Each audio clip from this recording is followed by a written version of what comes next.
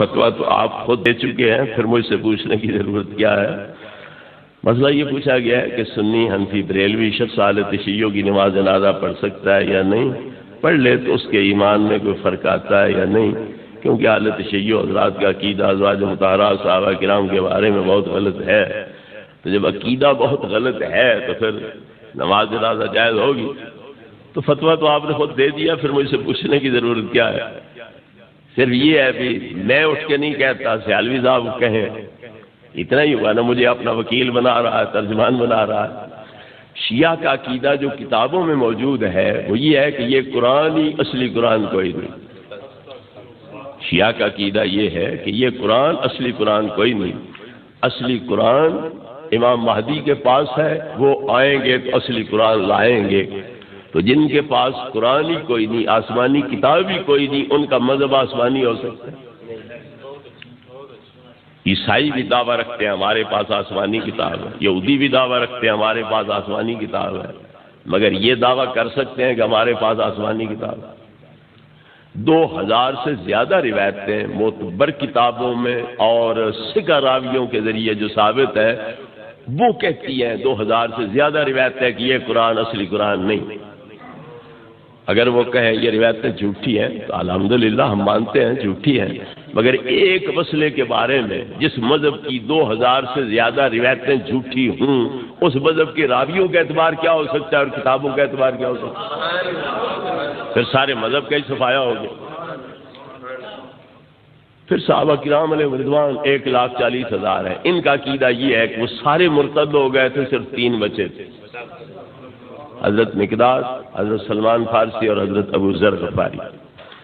حضرت سلمان فارسی اور ابو ذر غفاری نہ مہاجر ہے نہ انصار ہے، ایک حضرت مقداد مہاجر ہے، تو سارے مہاجرین بھی ختم، سارے انصار بھی ختم، ان کی تعریفوں سے قرآن بھرا پڑا ہے، سب کو مرتد کہہ دیا۔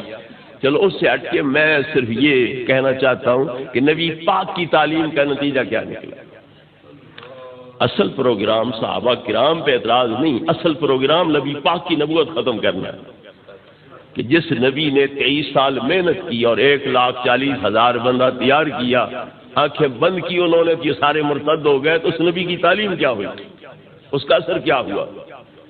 اصل پروگرام نبی پاک کی نبوت ختم کرنے کا ہے۔ ایک فرقہ ان کا غرابیہ ہے، وہ کہتے ہیں کہ جبریل نبوت تو حضرت علی کی طرف لائے تھے، لیکن حضرت علی اور نبی پاک کی شکل ملتی جلتی تھی، محمد ابن عبداللہ کی اور علی ابن ابی طالب کی، تو جبریل کو دھوکہ لگ گیا، مغالطہ لگ گیا، وہ بجائے علی ابن ابی طالب کو دینے کے محمد ابن عبداللہ کو دے کے چلا گیا۔ 23 سال تک مغالطہ جبریل کا نہ نکلا، وہ غلط فہمی اسی طرح قائم رہی، اور اللہ کو بھی پتہ کوئی نہ چلا کہ نیچے کیا انقلاب آ گیا ہے۔ میں نبی بنانا کس کو چاہتا تھا اور بن کون کیا ہے؟ تو ذرا اندازہ کرو کہ نبی پاک کی نبوت پھر یقینی ہوئی۔ اگر اللہ نے علی پاک کو بنایا تھا، بن محمد ابن عبداللہ گئے، تو پھر نبی پاک سچ مچ کے نبی ہے یا دھوکے کی وجہ سے نبی بن گئے، مغالطے کی وجہ سے نبی بن گئے؟ اصل پروگرام یہ ہے کہ نبی پاک کی نبوت ہی ختم کرو۔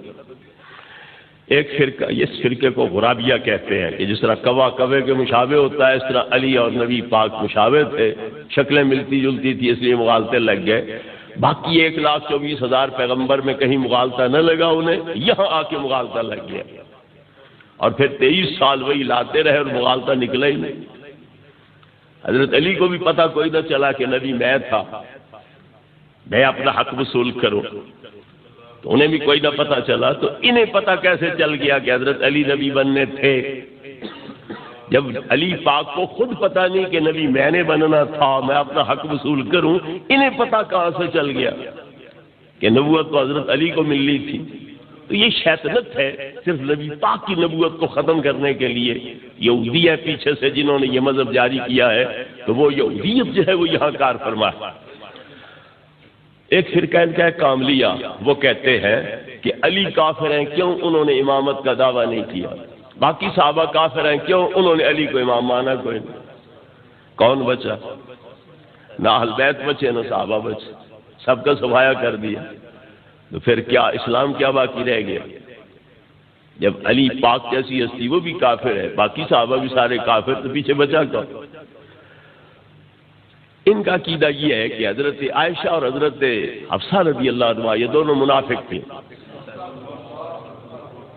اور آخر دم تک منافق نہیں، بلکہ ایک مولوی کہتا ہے کہ ان کی توبہ بھی قابل قبول نہیں، یہ اگر کفر سے توبہ کرنا چاہیں تو ان کی توبہ بھی قابل قبول نہیں ہے، اور جو نبی کافر بیویوں کے ساتھ آخر دم تک نبھائے وہ نبی ہو سکتا ہے؟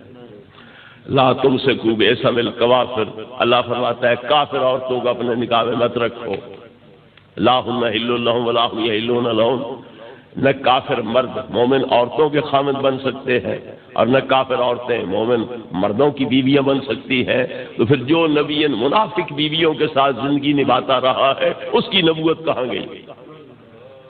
وَلَا تَرْكَنُوا إِلَى الَّذِينَ ظَلَمُوا فَتَمَسَّكُمُ النَّارُ، ظالموں کی طرف ذرا بھی جھکو گے تو آگ کا ایندھن بن جاؤ گے، تو پھر کافر مشرک ظالم ہے کوئی؟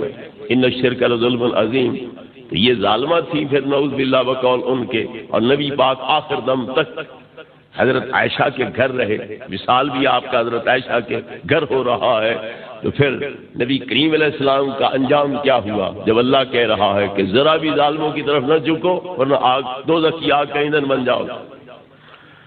اللہ فرماتا ہے جاہد الکفار والمنافقین واغلظ علیہم، اے میرے نبی کافروں کے خلاف منافقوں کے خلاف جہاد کرو، ان پہ سختی کرو، اور نبی پاک ان کو بیویاں بنا کے رکھیں اور محبوب بیوی بنا کے رکھیں حضرت عائشہ کو، اور بیماری کے دن بھی گزاریں تو وہاں، اور آپ کی وفات ہو رہی ہو تو بھی حضرت عائشہ کے سینے کے ساتھ آپ کی پشت لگی ہو اور آپ کا چہرہ پاک حضرت عائشہ کی گردن اور چہرے کے ساتھ لگا ہوا ہو، اس حال میں وفات ہو رہی ہو، تو پھر آپ نے جہاد کیا منافقوں کے خلاف؟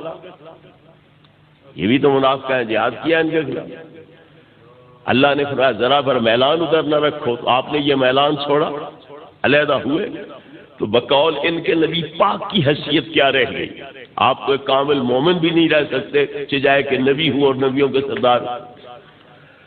حضرت صفیہ نبی پاک کی پھوپھی ہے، ان کا عقیدہ یہ ہے کہ ان کے بیٹے جو زبیر ہیں تو وہ حرامی ہے،